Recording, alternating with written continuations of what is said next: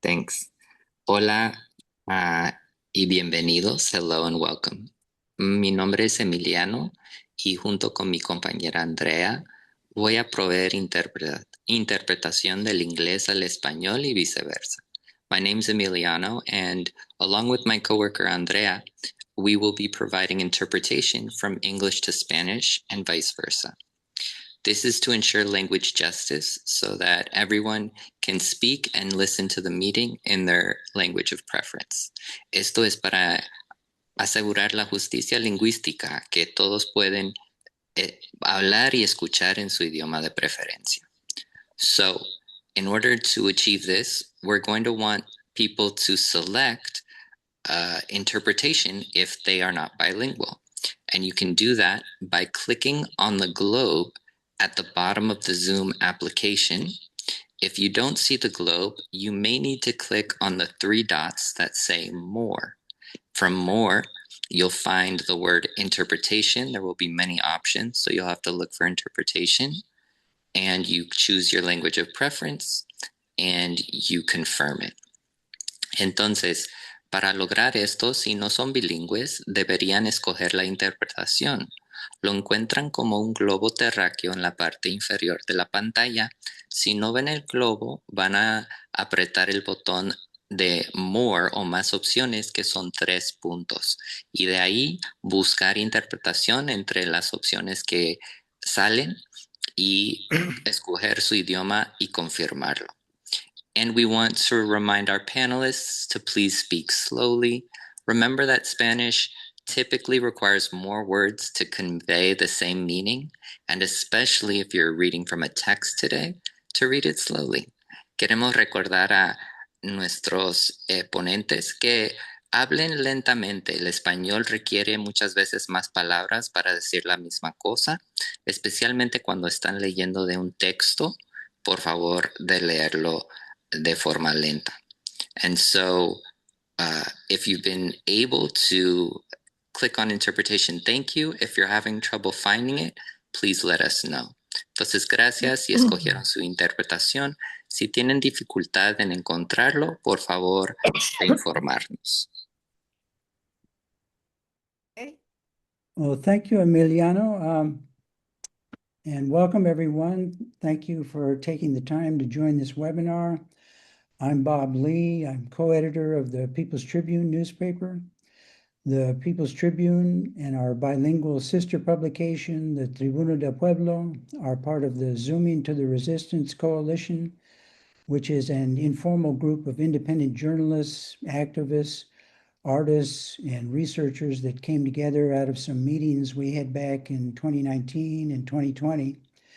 The coalition in 2020 sponsored a series of 5 webinars, which we called Zooming to the Border at that time, where we brought together panels of people who were active along the southern border around immigration issues and other issues of concern to the border communities. We looked on this as a kind of people-to-people fact-finding mission regarding violations of human rights along the border.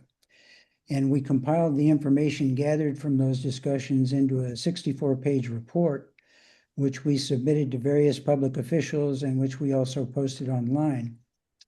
Last year, we decided to again start doing webinars about immigration issues in light of the wholesale assault on the human and constitutional rights of immigrants and on everyone's rights that has escalated tremendously since Trump took office in 2025. And this webinar today is a continuation of an effort to help people be informed and active in defending human rights and challenging the growth of dictatorship in our country. And of course, we're not the first and we're not the only ones to be doing this sort of thing. We're just hoping that by giving people a platform to speak, we add some small contribution to what millions of other people have been doing for many years.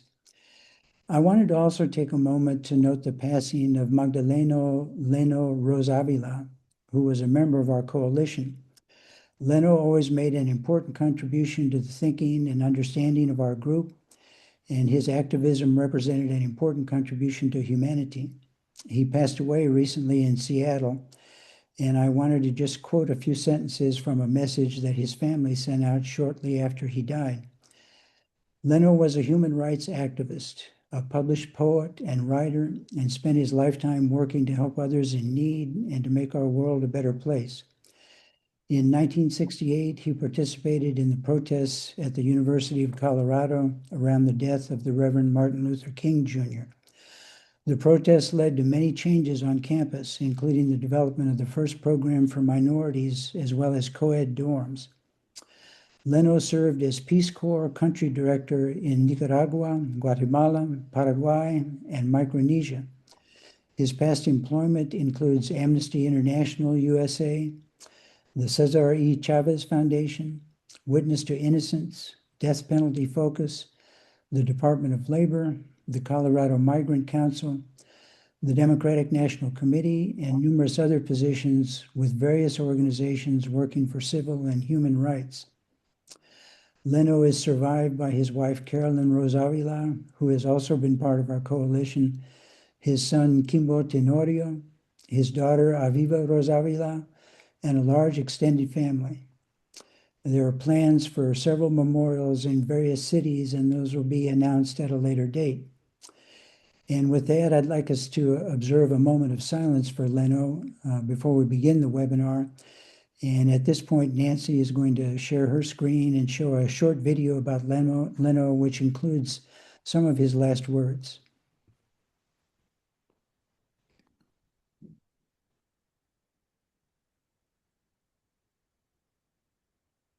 Every time you open up your heart and your minds to love, you take a risk.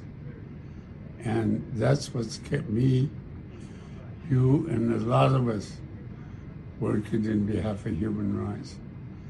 Is that we know that when we open up our hearts, we can protect everyone.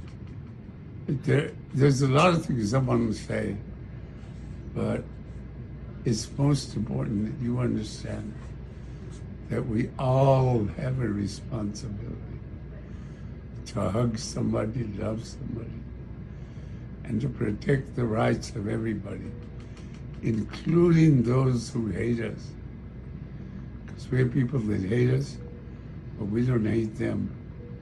And we're going to teach them about love, and we're going to change their hearts and minds. Sometimes people ask me, don't you just hate them? I say, I don't have room to hate. I hate what they do, but I don't hate them. I do love them because we can change the world. And that love is stronger than hate. So I want you to join us in this great movement of compassion and learn to give, forgive, and to be forgiven. And with that, I'm going to toss it over to Pedro Rios, who's going to be our moderator.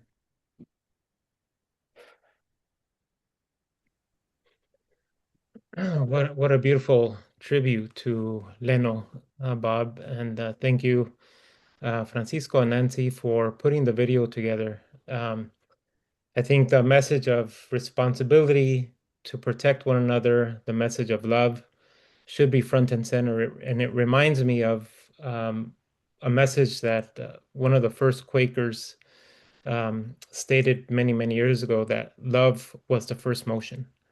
And with that, it reminds me that that's why we do the work that we do, and that's why we uphold each other to the responsibility of ensuring that dignity is protected. I want to begin by first thanking everyone, you, Bob, and Laura with Tribuno del Pueblo, the People's Tribune, the colleagues in Zooming to the Resistance, as well as our distinguished panelists, and to all the audience members joining us this evening from throughout the United States and different parts of the world, and of course our interpreters, who are an important part of making this conversation accessible to everyone attending today. So I'd want to ask you to feel free to share in the chat your name, organization if you belong to one, and the location from where you are joining us. It's always fun to see where people are chiming in from and where they're joining in. And also as a reminder, if at any point you have a question, we will have a Q&A session at the end. There's a button at down below on the screen, you can see it says Q&A. Feel free to pose your question there, and then our colleague Joseph will be looking at those and compiling them to present them to our panelists later this evening.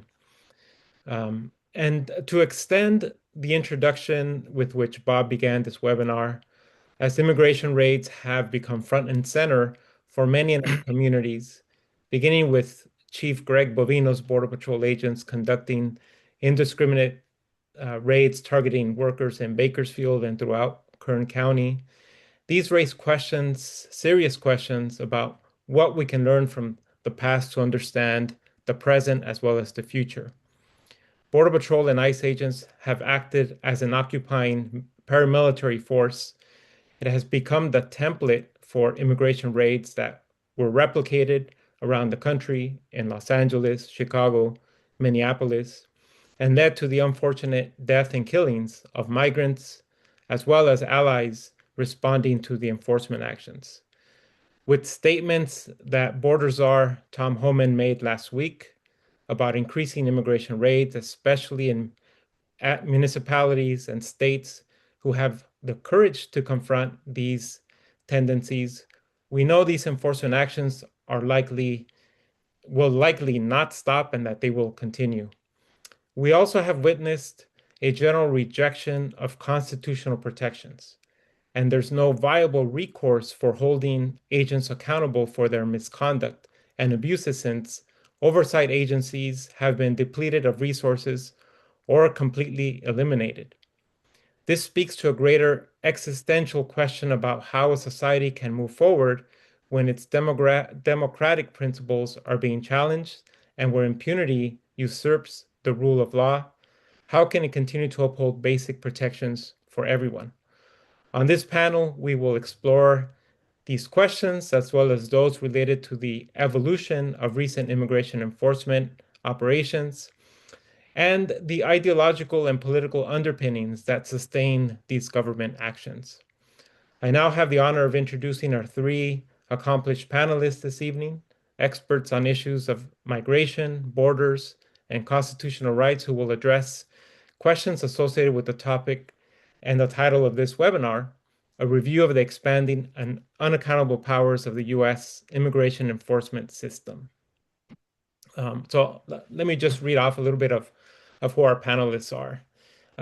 Beginning with Dr. Marla Ramirez, who is a historian of the U.S.-Mexico border and assistant professor of history and Chicanx, Latinx studies at the University of Wisconsin-Madison. Professor Ramirez investigates how processes of mass immigration removals have imposed notions of illegality on citizens in their own native countries. Professor Ramirez is the author of Banished Citizens, A History of the Mexican-American Women Who Endured Repatriation. Our second panelist is independent journalist Todd Miller, who's the author of 4 books. He's based out of Tucson, Arizona. He's co-founder of The Border Chronicle, which I encourage you to sign up to and to follow. And his books include Build Bridges, Not Walls, A Journey to a World Without Borders, published by City Lights, and Empire of Borders, The Expansion of the U.S. Border Around the World, published by Verso. And finally, our third panelist, a friend of mine who I've known for many years, Camilo Perez Bustillo. He's a human rights activist, lawyer, scholar, and law professor who is a child of migrants from Colombia and the parent of migrants from Mexico. He is based in Mexico City as a founding member of the leadership collective of Witness at the Border, Testigos en la Frontera. His publications include books such as Human Rights, Hegemony and Utopia in Latin America, Poverty, Forced Migration and Resistance in Mexico and Colombia. And so welcome to the three of you. It's my pleasure to begin with our questions as we get along with this panel. And I'll begin with you, Marla. And so as I provided in the introduction, the immigration raids have led to significant cases of abusive practices by government officials, and where ICE has had a significant role in being a perpetrator of those abuses. based on your research on the history of the repatriation acts of the earlier part of the 20th century, what can you tell us about how this type of state violence is not new, and the frameworks and models for it exists in how Border Patrol and other immigration agencies conducted their operations in the 1930s? Yeah, thank you for inviting me to be part of this conversation. It's really an honor to be in community and to think together about our current moment. And thank you for the question, Pedro. My recently published book, Banished Citizens, documents the mass removals of mixed status families of Mexican origin during 1921 to 1944, right after the economic recession that followed World War I, and then throughout the Great Depression. And as we know, historically, during economic crisis or political instability, there's always a creation of a scapegoat. And that scapegoat happened to be ethnic Mexicans during the interwar period, 1921 to 1944. And as part of the so-called recovery plan, a proposal to deport all immigrants for the country was proposed by legislators at local levels and state and national levels. Eventually, it became a targeting of ethnic Mexicans, specifically mixed status families, as we refer to them today. Families are composed of both Mexican immigrants, but also U.S. citizens and other people with different legal statuses. And the parallels that I see with the current moment today are worrisome. And I think we need to remind ourselves of the importance of understanding our history to be able to effectively navigate the present. So the question that you pose, Pedro, is how do we understand the current moment, thinking historically? And during the interwar period, not only immigrants were being removed in mass, but also U.S. citizens. So in my book, I question, or one of the central questions is what it means to be a citizen if you are ethnic or racial minority in this country. And we see that today as well, where the racial profiling is happening. The people who are out and about speaking Spanish or other language are suspected to be immigrants just because they're not speaking in English, or if they are darker skinned or essentially not white. The idea that whiteness is linked to citizenship was informing the removals in the past and also today in the present. The other thing that we should pay close attention to is not only the imaginary of undocumented status, right, that then overpasses due process, but also we need to be aware of the needs to protect people's rights, that immigrants in this country are protected under the Constitution. Anybody who is residing or visiting the United States are protected under our Constitution, right? But also that American citizens have also constitutional rights. But if we demonize a group so forcefully that we then excuse their legal, human, and civil protections, that can become a dangerous slippery slope that can affect not only immigrant families or mixed status families, but can affect the rights of women, can affect the rights of working class folks, can affect the rights of other people, regardless of the legal status. So in the past, we saw immigration officers having great discretion on who to remove and how to enforce those removals. They could remove people just because they assumed that somebody was an undocumented immigrant, and if they questioned them or arrested them and asked for proof of legal status and they could not provide that proof, then they didn't give them the benefit of the doubt or the time to reproduce their legal ability to remain in the country or have due process to see an immigration attorney or an immigration judge. And now we see that again in the present, right? Where due process, we continue to turn a blind eye to due process, and people are arrested first or deported first, and then questions are asked later. We need to be vigilant about demanding that those rights are protected, and denounce the tendency to turn a blind eye to those protections for both immigrants and citizens in mixed status families. And also in the past, as in today, there hasn't been in the past or in the interwar period, there was not a change to immigration law or naturalization law to remove U.S. citizens in mixed status families. They were simply understood as economic dependents of the men of the household or the head of the household. So, in other words, U.S. citizen women and children were seen as removable if the head of the household was deemed as an immigrant likely to become a public charge.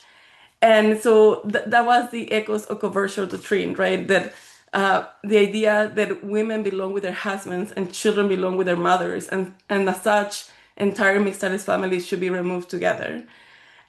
Today, there hasn't been a specific large change in immigration or naturalization law, and yet in the ground, because ICE holds great discretion on how to enforce immigration law, even without a change in the law, we still see citizens in mixed status families and immigrants being removed without going through the appropriate channels, having the right to an attorney, having the right to an immigration judge, having protected due process. And so those are some of the more worrisome parallels that I see today that we need to be keenly aware of. Thank you so much, Marlene. And what it reminds me of, at least many of us who live in the greater Southwest have a story to tell about removals, repatriation of U.S. citizen family members. My paternal grandparents, born in Los Angeles, were removed in the 1930s. So very personal connection to these stories. Thank you. I want to continue with you, Todd.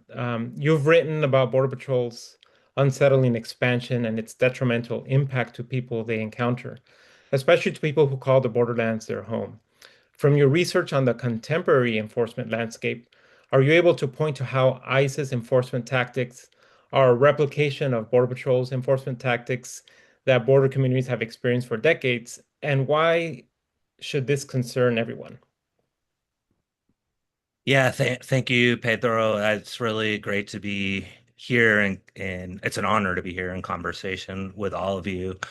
ICE has always been a sort of difficult agency to understand in its whole. I think back to an article, I think it was in 2009.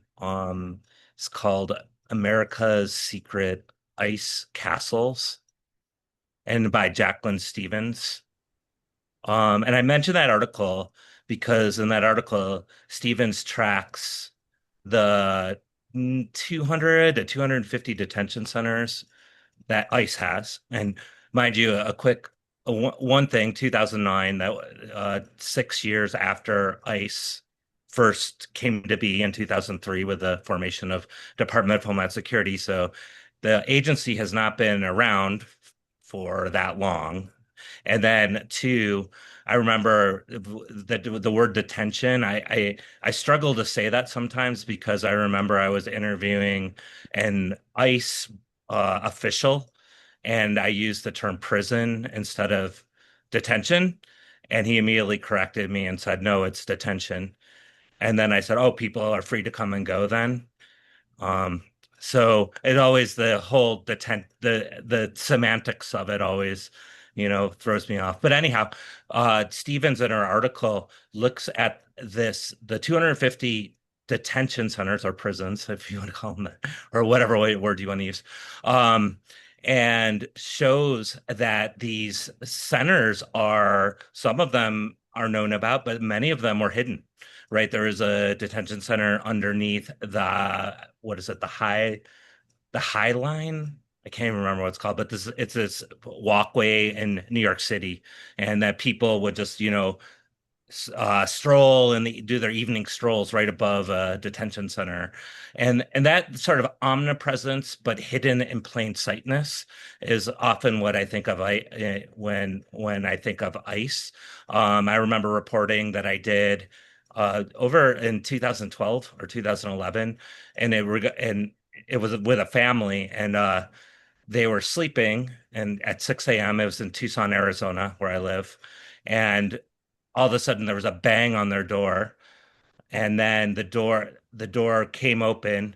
A bunch of turns out to be ICE agents, but one would never know because they weren't wearing uniforms, barged in to the house. They took the father. There was a family of four, two young kids, and they came and took the father, took him out and put him into a nondescript white van with no insignia, nothing on it, and took, in the kids' eyes, kidnapped their father. And they asked, why did these people just come in and kidnap my father?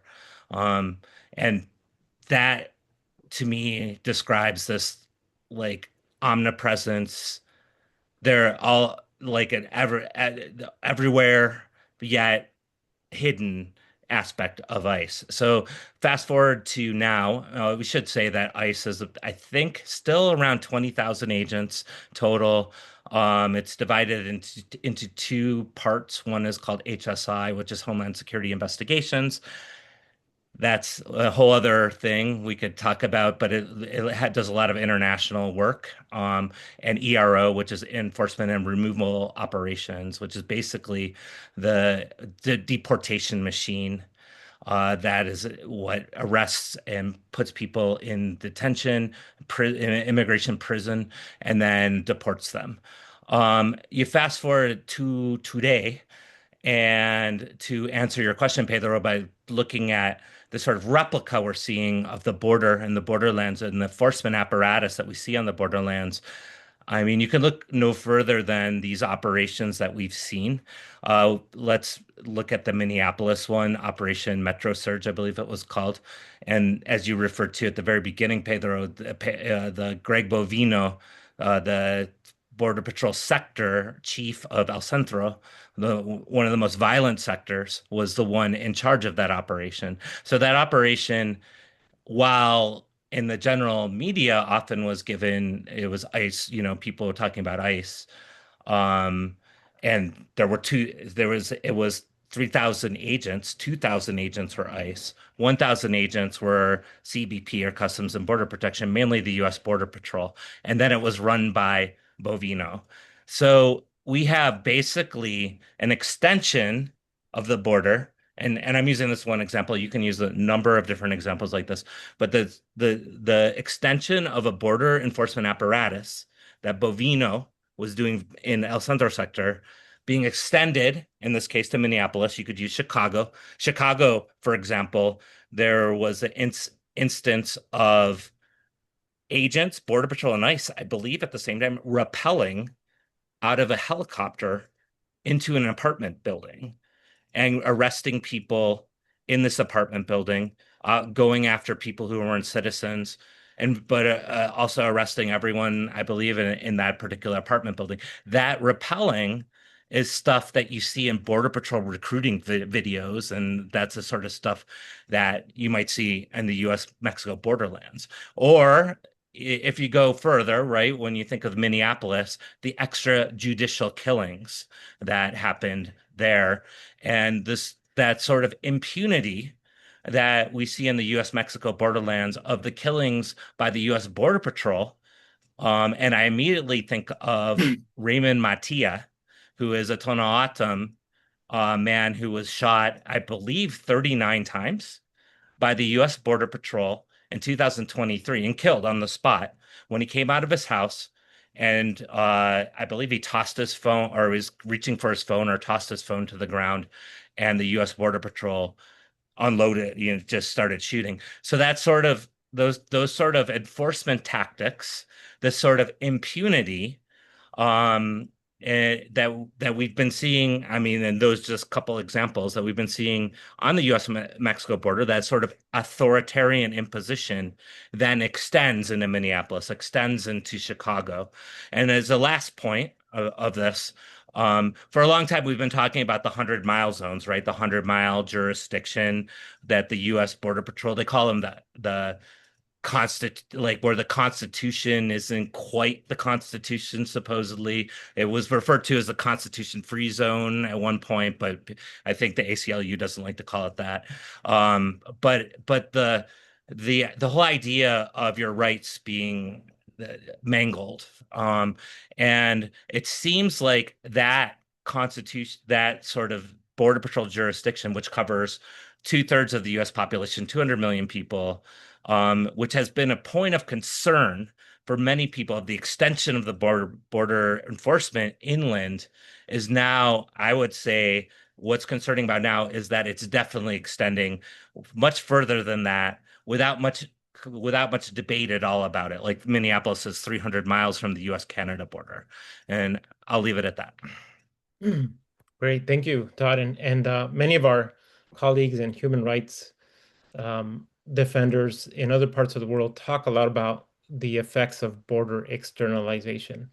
And so taking the practices and policies of what we've lived in border communities and extending them into other parts of the world. I think we can talk about border internalization when we're talking about Western countries such as the United States. And a colleague of mine, Andrea Guerrero, talks about the borderification of urban centers as well. Very similar concept.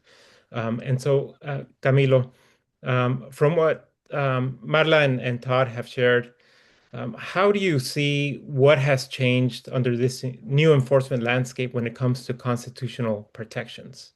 Under Trump 2.0 regime, why has it been possible for ICE and Border Patrol agents to get away with the countless Fourth Amendment rights violations that we see play out in these operations?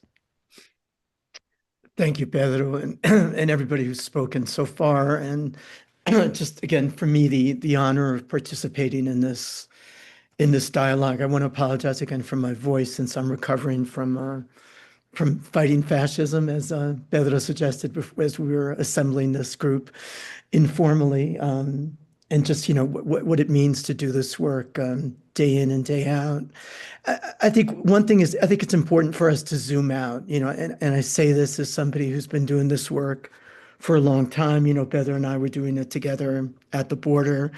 I was based later during the first Trump administration in El Paso and Ciudad Juarez and Las Cruces.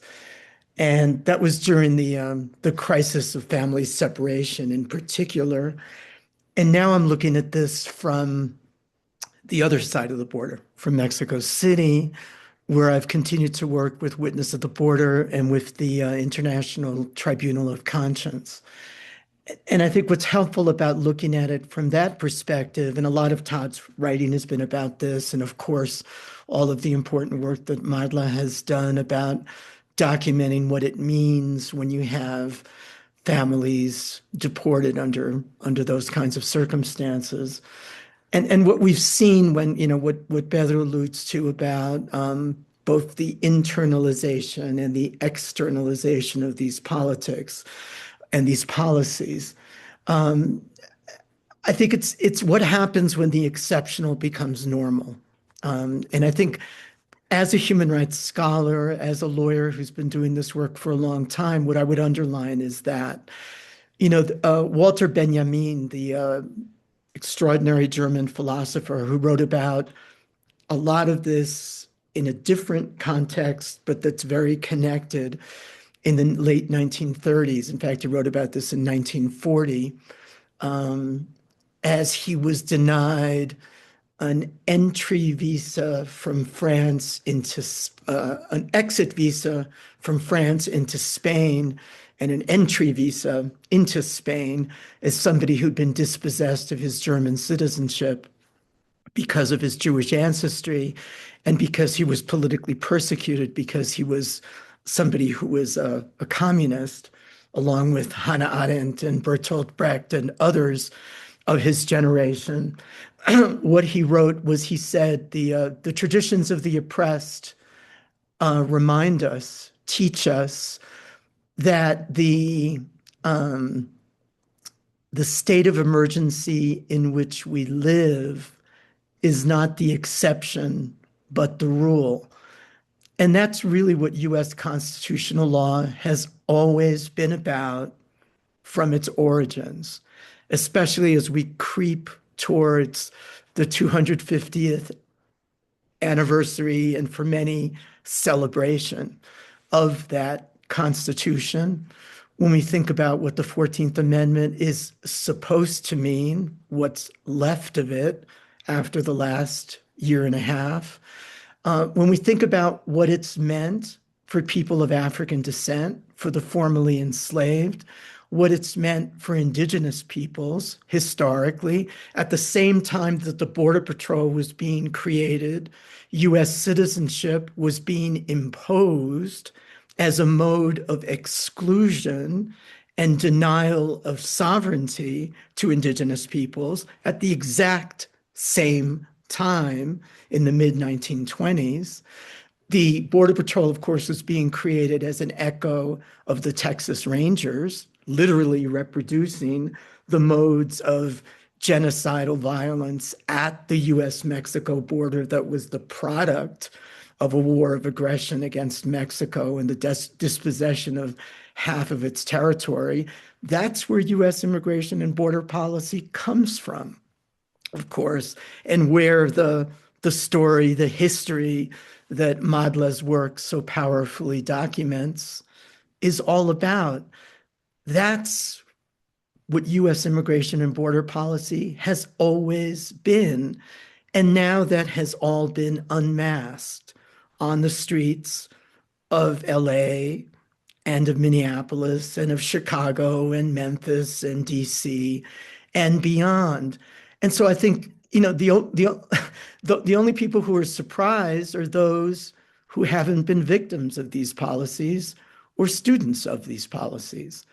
Now the border is everywhere, as many of us have been insisting for years, as the Chicano movement has been insisting for over 50 years or 60 from its origins, and the Mexican-American civil rights movement and generations before that.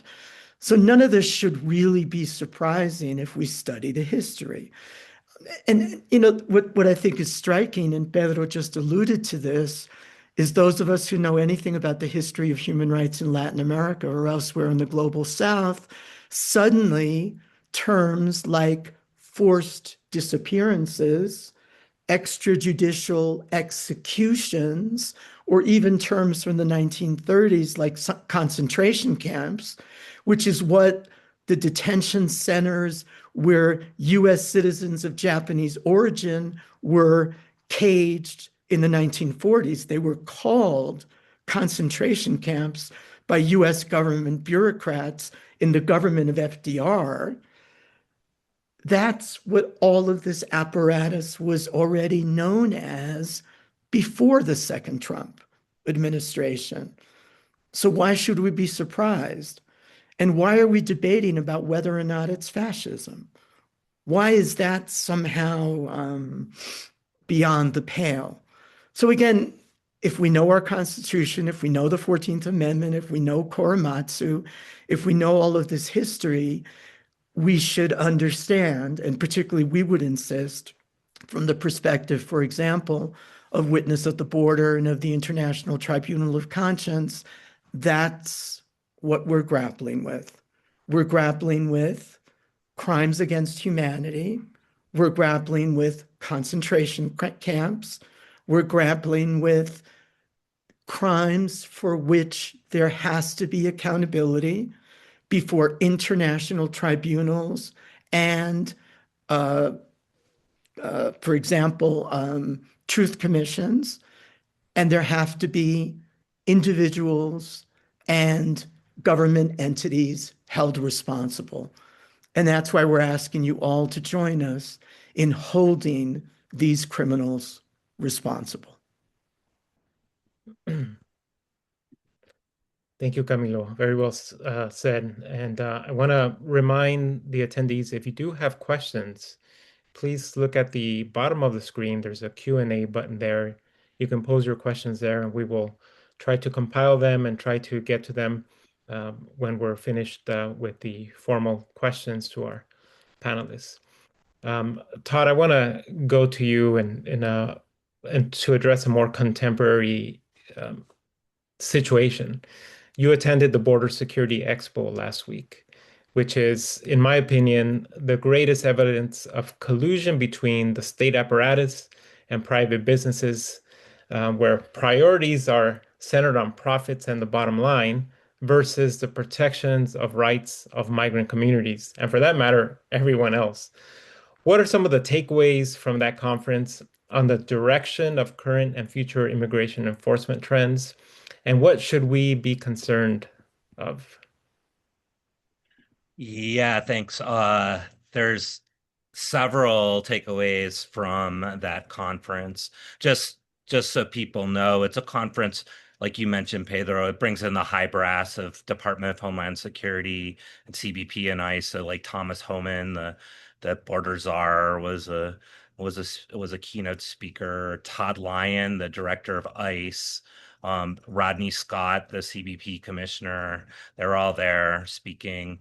And there was over 200 companies, private companies, that were present and also displayed their wares. So you get to kind of see a crystal ball into the future of what's being imagined with that sort of conversation between the officials and private companies before your eyes in the exhibition hall. So you see lots of surveillance cameras and biometric systems and drones and UGVs, unmanned ground vehicles.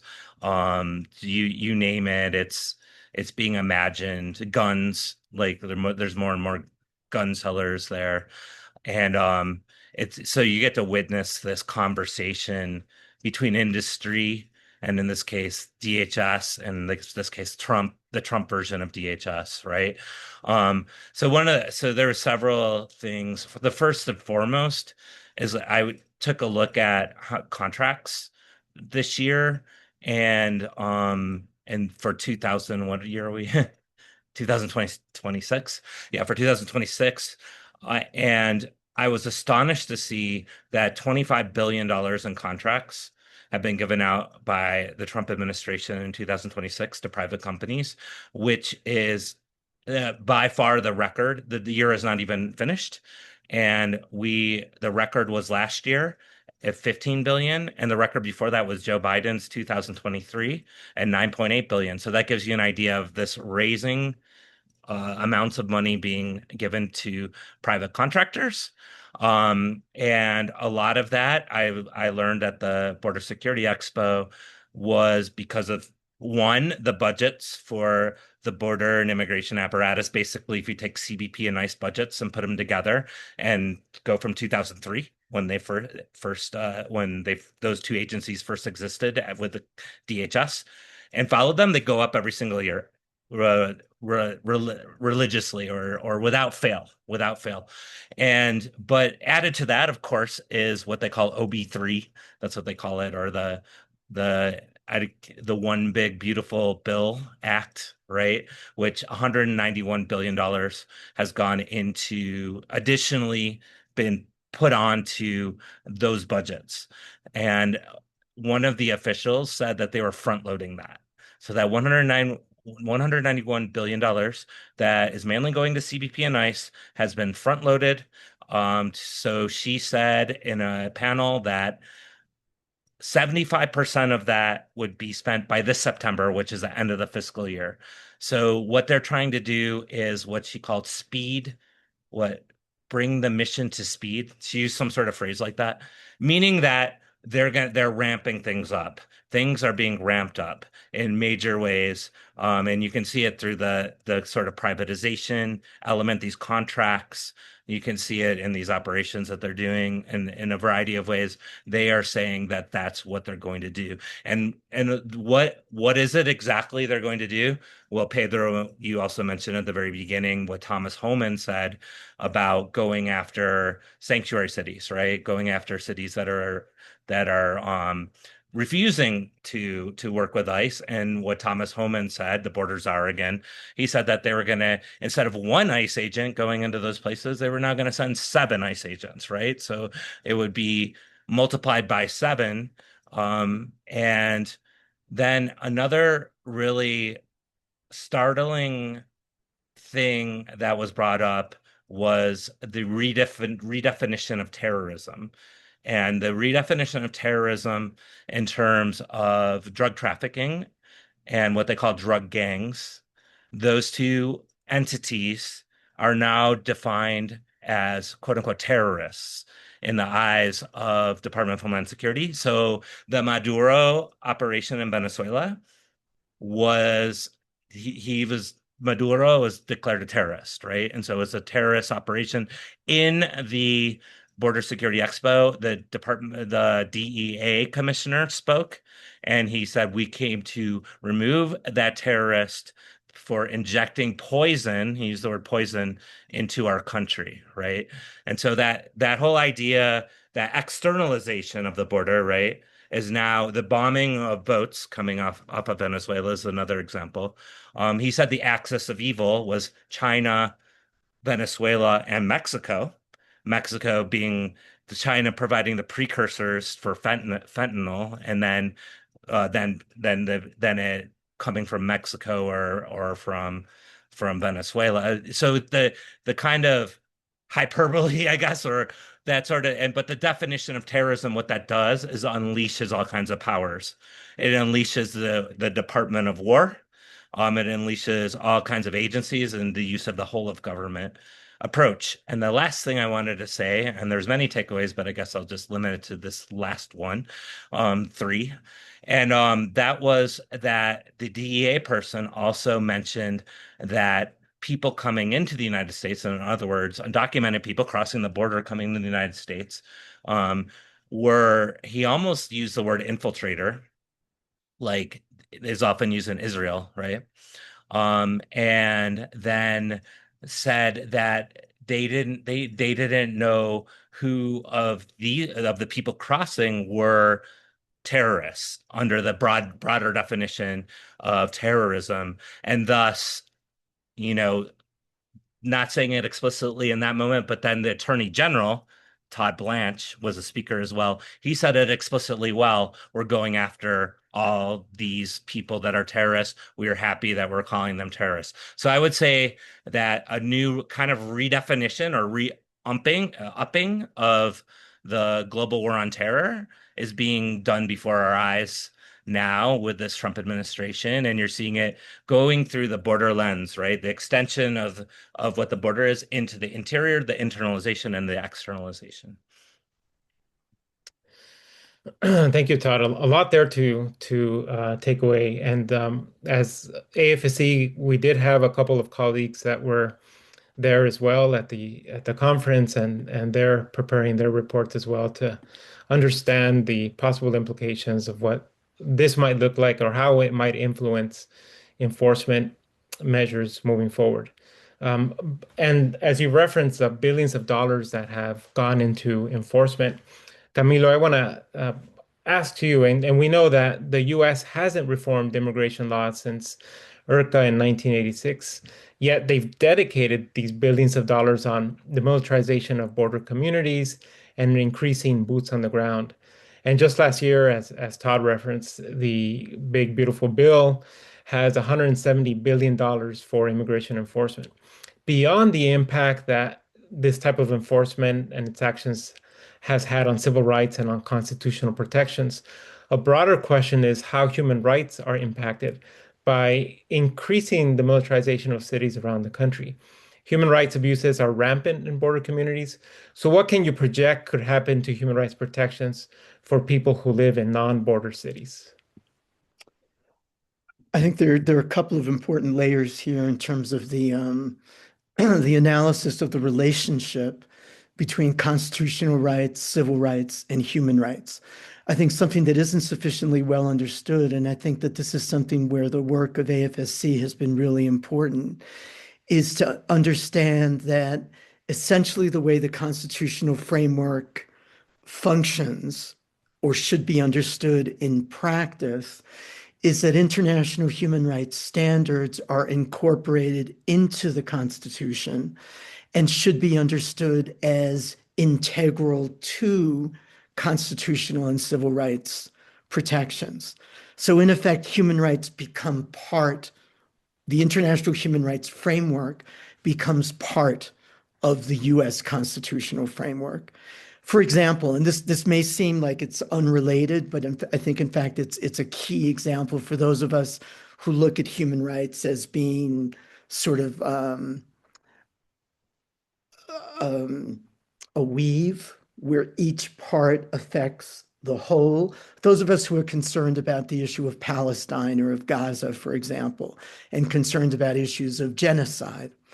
And for example, those of us who think that immigration and migration policy is becoming increasingly genocidal as the number of people in detention increases and the number of deaths in detention and in custody increase, and as the conditions in detention deteriorate and more become equivalent to forms of torture, which itself is classified as a crime against humanity, right? So we understand that all of these different standards are interrelated. Well, one of the things about genocide is it's one of the foundational normative standards and principles in international human rights.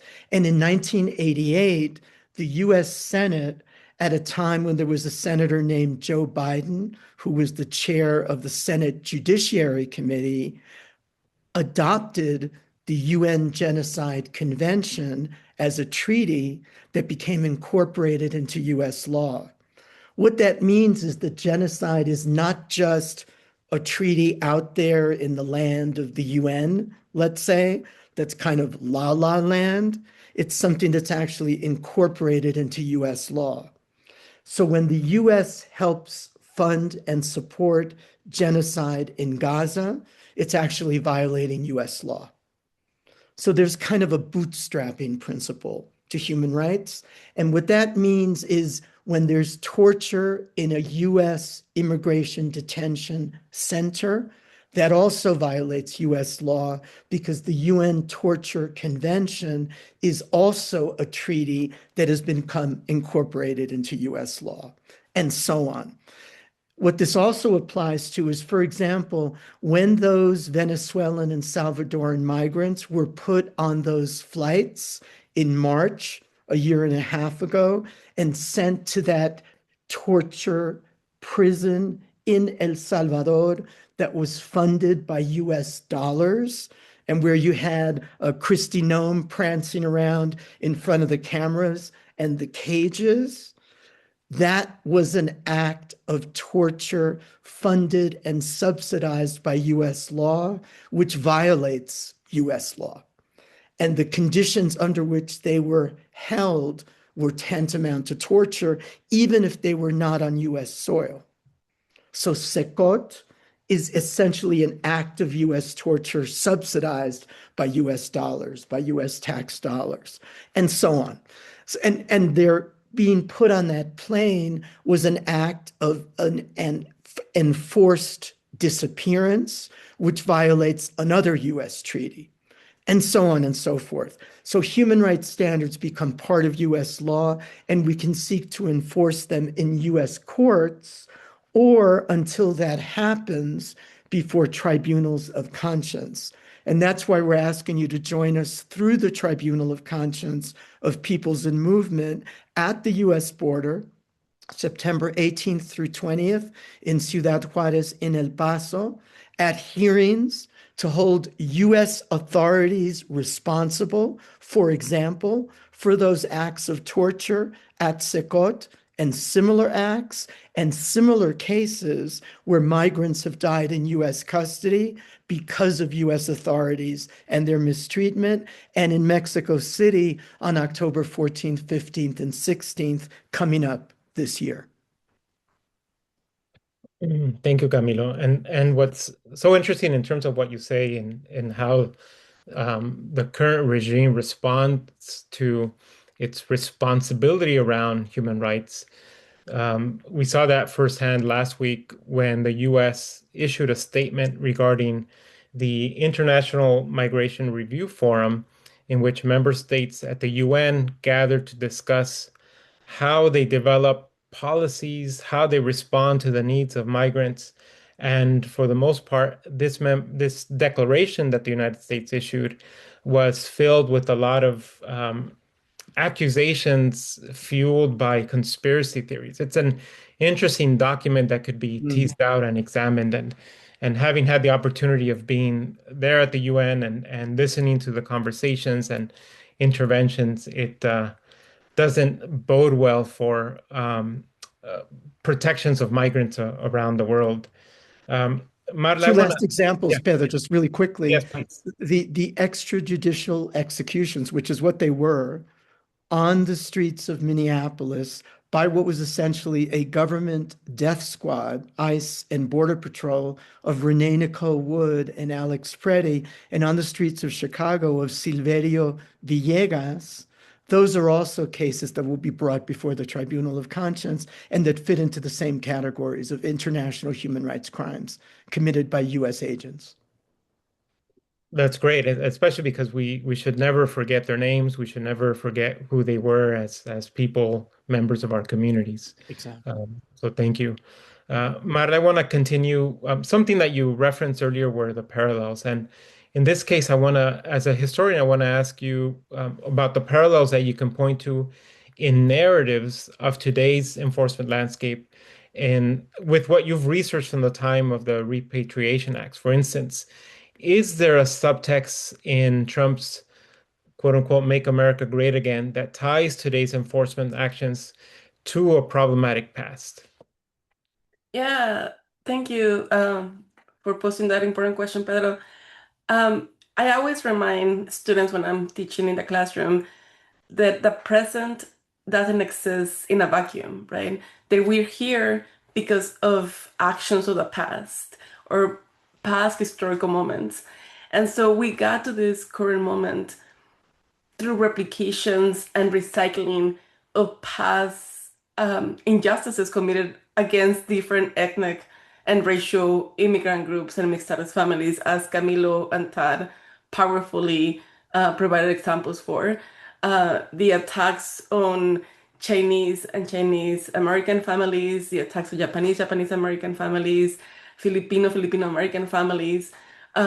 It's a continuation of what we're seeing today. And of course, the attacks on Mexican and Mexican Americans during the interwar period, right? And now we see that expanded not towards a specific ethnic or racial group, but towards all immigrants of color, right? Or suspected immigrants of color, regardless of the legal status.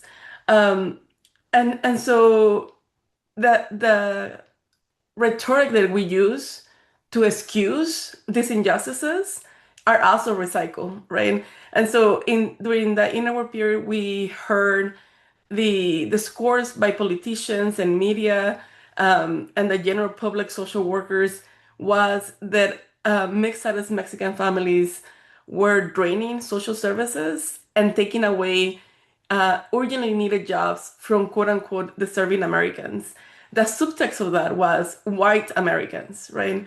So at that period, also, it's important to remember that between 1921 to 1944, the United States is undergoing a period of a strong economic stability during the 1920s, then a recession after World War One, the Great Depression, and then coming out of World War II as an emerging world power. And during that interwar period, 1921 to 1944, the United States, through those economic imbalances, is also reinventing themselves racially speaking, right? Is rethinking itself as a nation there is a white settled nation. And in order to center whiteness, you need to decenter people of color. And one way to do that was through mass removals, right? That we saw targeting Asians and targeting Mexicans. And another way is sterilizations, that we saw that an increase of sterilization against women of color and working class women of all ethnic and racial backgrounds, and some men as well, to prevent the reproduction of US citizens who were non-white, who could have political power and political voice in this country. So to center a nation that is a white cellular nation, you need to erase people of color through violent ways. It has been done through violent ways in the past. So when I hear the phrase "Make America Great Again," the question that I want to remind us of is great for who and for what end, right? And so we need to look at how the nation was constructed through racial and class lenses to understand how we want to reestablish ourselves and how we're going to construct our future as a nation. Do we want an inclusive nation, or do we want one that erases people based on class status, based on gender, based on race? And I hope that we can understand or center the need to move towards a more just and inclusive future, so that when we think about making America great again, we think about making America great for everybody that is in the United States, not for the few. Thank you so much, Marla. Such insightful points about narratives. And I think it ties to the question I'm going to ask you now, Camilo, in terms of, we know that the administration has been making threats not only to migrants, but also to people with whom it might disagree with. Is the wholesale targeting of migrants a foretelling of a broader targeting of people who disagree ideologically with it? And how can we best prepare to protect ourselves?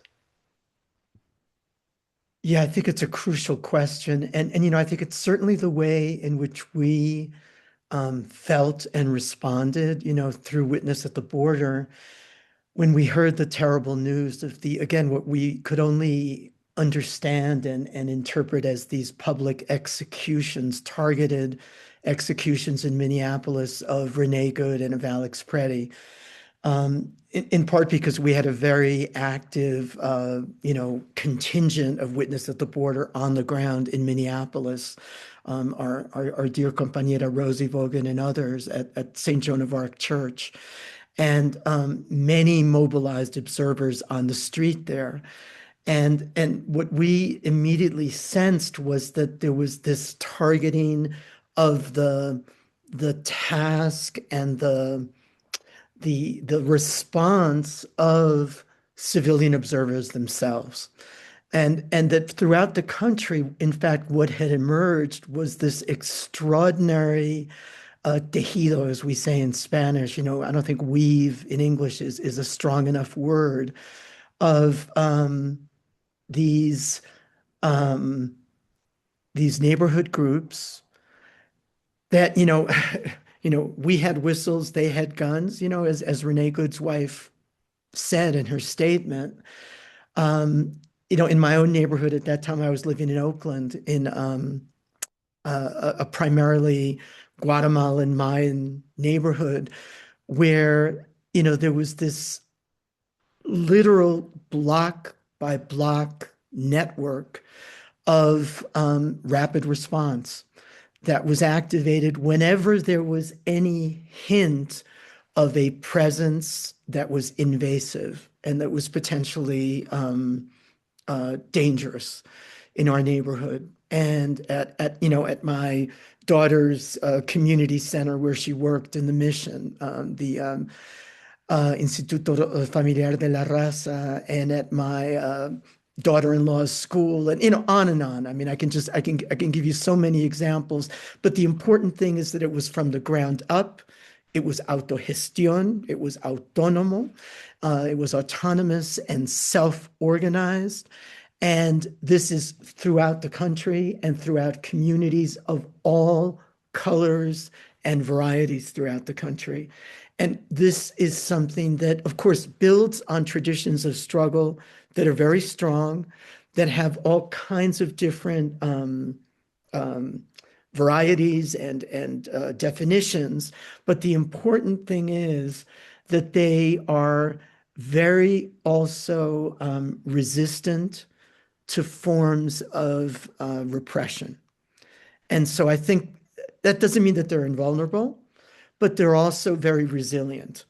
And I've participated, I think many of us on this call have participated in the kinds of training and preparation that are needed to make these kinds of responses possible and to create these kinds of resilience. And I think that that's our strength. That doesn't mean that we're, again, impervious or invulnerable, but it does mean that we're much stronger than the enemy thinks we are, and that we can wait them out, and that we've been at this for 500 years or more in one form or another, and that much of this draws on indigenous traditions of struggle in the deepest sense of the word. And that's what inspires the Tribunal of Conscience. We draw on, I mean, our theme, our lema, as we say in Spanish, is todos los derechos para todas y todos sin fronteras. All rights for all without borders, because that is the ancestral tradition and affirmation of indigenous peoples long before these borders existed. And I think that's the driving theme that is pushing back, not just in LA and Minneapolis and Chicago, but on both sides of the border throughout the continent. Thank you, Camilo. And that's a great phrase to bear in mind as we continue to figure out, what the landscape, how the evolution of the landscape of enforcement keeps changing, and we know that with the billions of dollars, that evolution will continue to provide unfortunate opportunities. But if we ground ourselves, as you say, in our indigenous ancestral past, then we might have broader guidance for how we move forward. Marla, I want to ask you the next question. That we often hear the phrase, history repeats itself. What measures can we take now as civil society to ensure that we heed the lessons from the past era of questionable practices around immigration enforcement, so that those similar atrocities that we eschew are not committed again? Definitely. And for that answer, I want to draw some excerpts from my book, Banished Citizens, and I'll show to center the voices of the women who I interviewed so that they can speak with us today through the text. And I'll show an image of Ramona Espinosa, who is a matriarch in the Espinosa family who was banished. And I interviewed 3 generations in each family in the book. And for the Espinosa family, it was Ramona Espinosa in the center, her daughter Guadalupe Espinosa, and the grandson, Arturo Espinosa. So let me then pull up the text here. One second. Okay. Banishment deprived a generation of Mexican Americans from securing opportunities and stability in their native country, the United States. Reflecting on her mother's life, Guadalupe Espinosa aptly concluded, quote, "My mother's generation is los hubiera, the would-haves. I think sí le desgraciaron la vida. They ruined her life. Because she survived in Mexicali, which is the place where she was banished to. But la vida no se trata de sobrevivir. Life is not about surviving," end quote.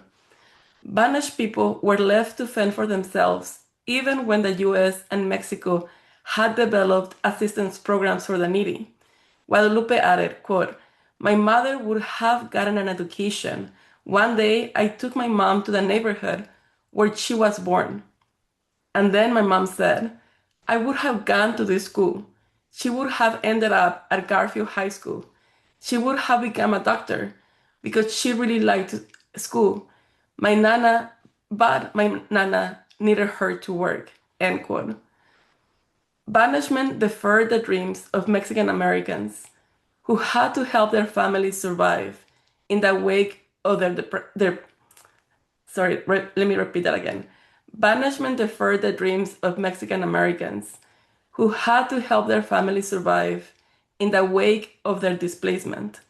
As the Espinosa family's history demonstrates, during the greatest economic recession in recent history, both the US and Mexican governments disregarded the needs of banished people, even as they continue to benefit from the labor. Survivors and their descendants still feel the prolonged effects of banishment. Those consequences include economic and political disenfranchisement, but also emotional instability. As Guadalupe reflected by stating, quote, "They did this to my Nana Felicitas, the adults in the story. And the children, the American-born children with American constitutional rights, suffer all of the deprivations. But their children and their grandchildren, we are also afectados, or survivors. It's a cascading effect.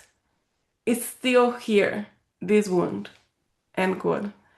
In the effort to survive amid extreme poverty, banished families traded emotional stability for economic stability.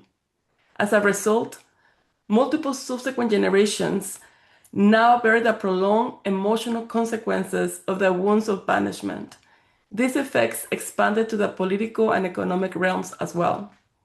Ramona, Guadalupe's mother, explained, quote, "They sent children out even when they were born here. So there are no votes representing us. When we returned to the United States, my husband and I had to start from zero, even though we were born here. There is no progress. The new generation cannot progress," end quote.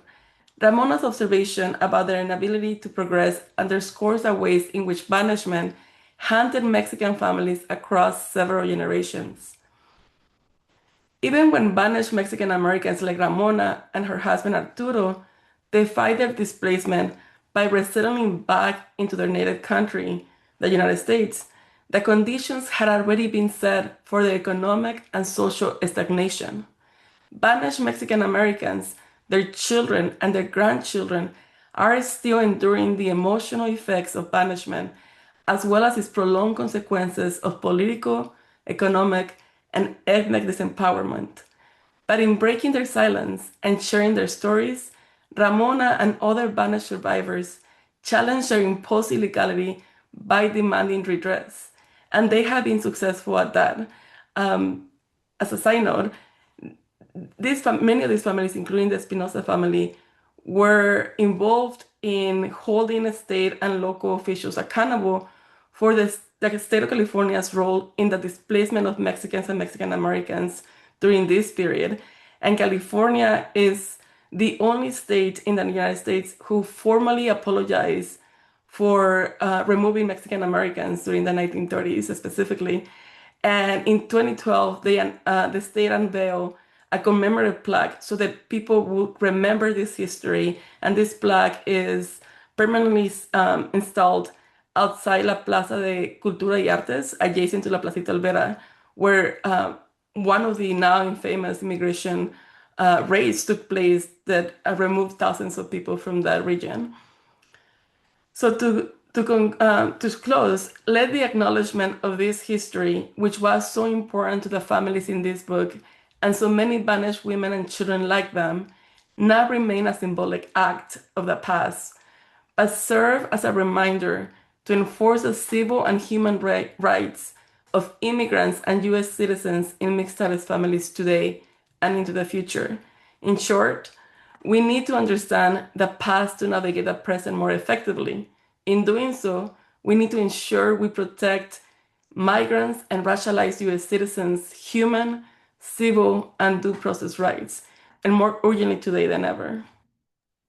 Absolutely, Marla. I think that's a powerful message about the protection of rights, especially as we consider how These wounds are generational and they transcend generation, especially as you mentioned in the children who are impacted by these terrible policies. Todd, I want to finalize the last question to you, which is something related to a more contemporary framework for immigration enforcement policies, which is deterrence, right? When Border Patrol developed their policy in the mid 90s, prevention through deterrence, which continues to be one of the major strategy frameworks for how the United States develops its immigration and border policies. Are there alternatives you would recommend that center human needs, and is it possible to pursue those today? Good question. Yeah, I mean, the what Marla just towards the end just laid out, that was definitely um uh definitely I would think of that immediately. I look forward to reading your book, by the way. And I mean, one thing I think of, when you think of deterrence, the prevention through deterrence, and the word security, border security in particular, and how that word is bandied about and repeated endlessly, and it's sort of mind-numbing, and it seems mind-numbing in Washington, and people just nod their heads to it, and like, who can be against border security? One of the things that I think I've been thinking for a while that is that it would be great to just have a real honest conversation about security and what security really is and what it means.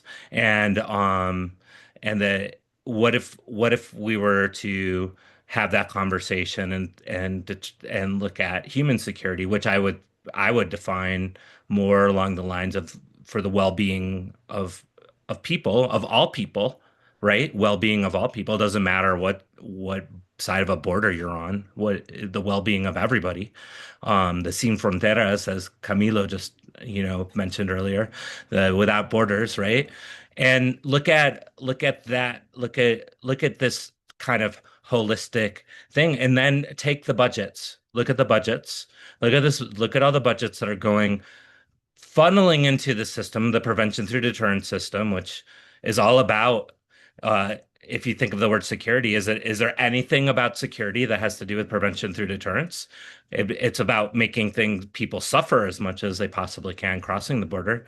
It's about, you know, possibly killing people crossing the border. There's nothing security about that for people who live in the borderlands and all the human rights violations we've detailed in our conversation today. There's no security with that, right? So what like if we were to look at the budget, say that $191 billion for the One Beautiful Bill Act, or the whatever, the $33 billion of CBP and ICE, that was last year's budget for the Trump administration. What is there ways that that money could be spent on something else, right? That would be that would more follow in the definition of what real security is like the well-being, humanity's well-being, right? And then if we were to take that and have a conversation like we're having today with a more grand variety of people, like all these great people here, Pedro, Camilo, Marla, and then everyone here, and everyone, the Tribuno del Pueblo, everyone in the chat, and think of like, I'm sure everyone would have a better idea of how to improve the world than putting more money into CBP and ICE, right? Like the varieties of, in other words, like we why not? And I mean, anything you can, if you took the money and then said, oh, you could put it like, what would be secure for people? Oh, a roof over somebody's head. Well, put the money into housing, take it away from CBP and ICE, and there's two problems solved at the same time. Or if you're thinking about climate, right, a climate change, an issue that's just not really addressed, definitely not addressed by the United States. What if we were to put some money into mitigation, or just a variety of different things? But the whole exercise, by doing such an exercise, yeah, I mean, I realize how reductive it is to think that this border, the way the border and enforcement apparatus that we have now, is the quote unquote only way, right? That it's often presented as. And there are so many different possible ways, so many different ways we can look at, so many different ways where we can respect and address the rights of all people. That where do we begin? And one of those places and is just to have those sort of honest conversations that we don't have, that I should say we're having it right now, but the nation, the US doesn't really have that in a kind of bigger national way. It would be great for us to have that. Great, thank you, Todd, and thank you, Todd, Camilo, and Marla for your responses. Very critical and nuanced responses to the questions. We have only a few minutes for Q&A, so we might not be able to answer all of the questions that are being posed. So I'm going to ask my colleague Joseph. Joseph, if you want to pick one question to begin with, and we'll see where we take it from there. Because I also want to give our panelists a minute or two at the end to give closing thoughts. Sure. Yeah. The first question posed in the chat was from Isabel K, who asked, "What has been the single thread of power that has kept the U.S. administrations since the 1930s focused on wars of aggression in partnership with corporations, particularly oil companies?"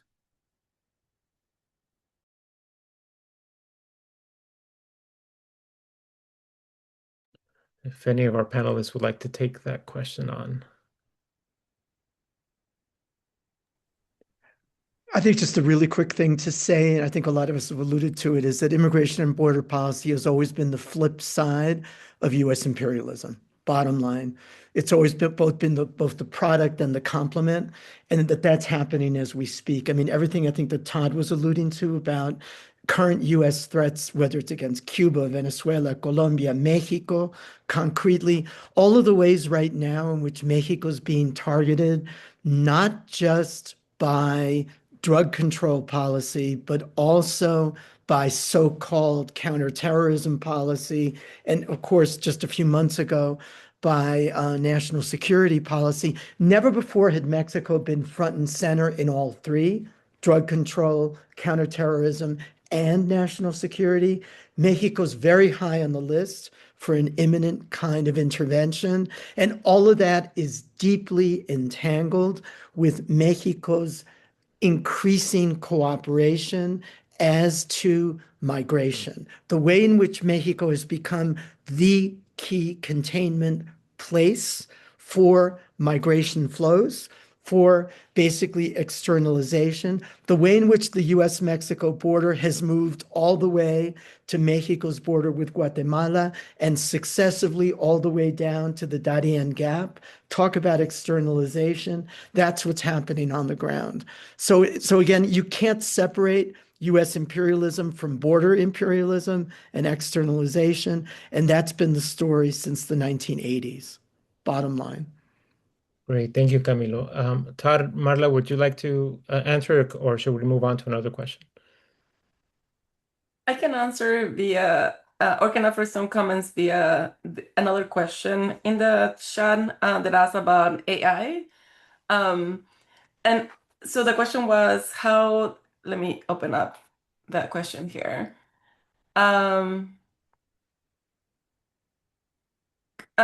Could you ask the panelists to talk about AI specifically? What is AI doing presently, and where is AI headed in terms of immigration, surveillance, and persecution?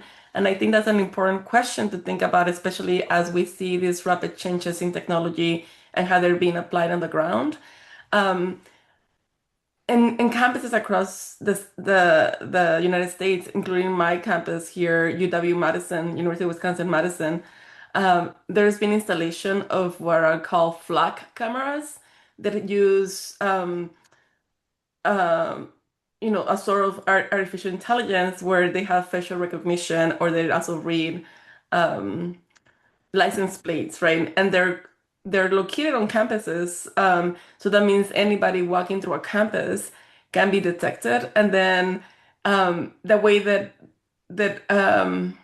we are being told that these cameras are being used and enforced is for our protection, right? That it detects crime, it detects illegal activity on campus grounds, but they are owned, and the data is owned by third-party companies, right? So everything that is recorded then goes outside of the control of our campus and then into third-party companies, and we have uh, little knowledge about how data might be used. So the conversations that we're having here at UW-Madison is asking our leadership and police department here to tell us more information about how this data can be used, because now people are afraid of coming to protest on campus or enforcing freedom of speech on campus for fear of being recorded and the repercussions that that recording might have if this data is stored by third-party companies that might have a specific political agendas, right? And so I think that conversation that we're having across college campuses needs to happen across pro-immigration rights groups and human rights groups, right? Because this technology will continue to enforce and center itself. And we have now technologies like the smart glasses that also record people.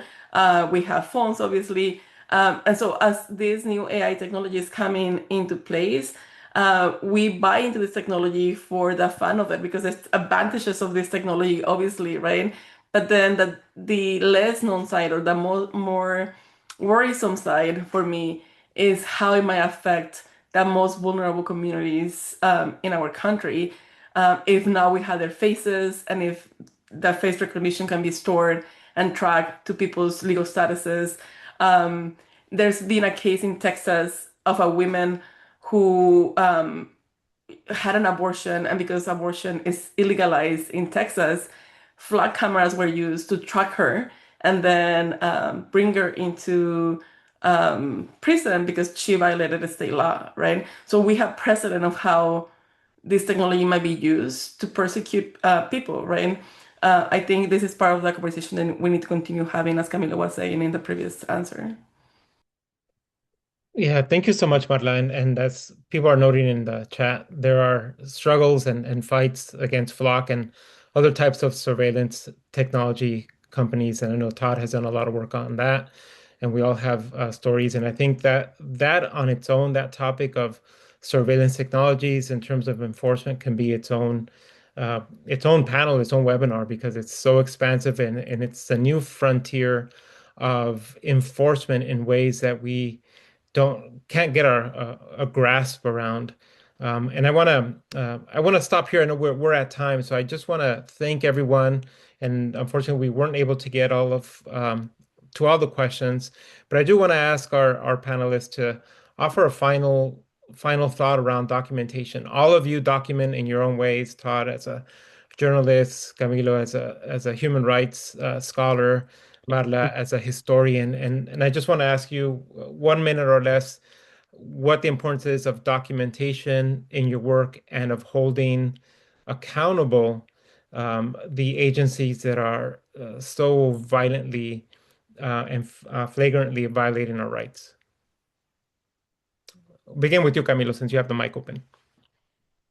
Thanks. I'd say this: join us to make this participatory in El Paso, Ciudad Juarez, September 18th to 20th, to help us document the human rights violations of U.S. authorities under the Trump administration, September 18th to 20th, and in Mexico City, October 14th, 15th, 16th, to make history in documenting the human rights violations of the Trump regime. Hold Trump accountable. Thank you. Thank you so much, Camilo. Todd, I'll pass it to you. Yeah, thanks. Yeah, I do think that documentation is huge. Camilo, I hope to make it to those events or at least one of them. Of course, the work we do at the Border Chronicle, we put out 3 3 pieces a week, trying to follow what's going on the border. We've been at it since 2021, and following the last year and a half has been quite the task, and so please come and subscribe or support it in some sort of way. That's sort of documentation and cover. We're a small group of reporters, but we're trying to expand and bring the reporting more fully across the U.S.-Mexico borderlands and beyond. So yeah, so that's that sort of documentation we do. We are trying to keep the leaders accountable and be transformative too. Thank you, Todd. And Marla, I'll pass on so you have the last word on this subject. Yeah, as a historian, I document through writing, and when the archive is silent on histories of marginalized communities, then I relied on oral history interviews. And now I'm collaborating with a bookstore and human rights organization in Southern California to continue documenting the untold, unrecorded experiences of banished Mexican and Mexican Americans during the 1920s and 1930s. Many people in the chat, and I know Pedro also mentioned in the beginning, that they come from families who experienced displacement and unjust removal during this period. And so if you're interested in having your or your family's history recorded, please send me an email to ramireztawa@wis.edu. I put that in the chat. I'll put it again because it is important to remember the injustices of the past, not because we hate our country, as sometimes we hear under this government, but because it's only through remembering the injustices that we can create more just and inclusive presents and futures. Thank you so much, Marla. Thank you, Camilo. Thank you, Todd. And I want to also appreciate Tribuno del Pueblo, the People's Tribune, and everyone with Zooming to the Resistance, our wonderful interpreters for supporting us today, and all of you who joined us this evening. This webinar was recorded. It will be available online at some point in the future, and hopefully it'll be shared out to folks that signed in but weren't able to make it. Thank you, everyone. It was wonderful to be with you. Muchas gracias. Gracias. Thank you. Thank you. Abrazos. Gracias. Thank you all.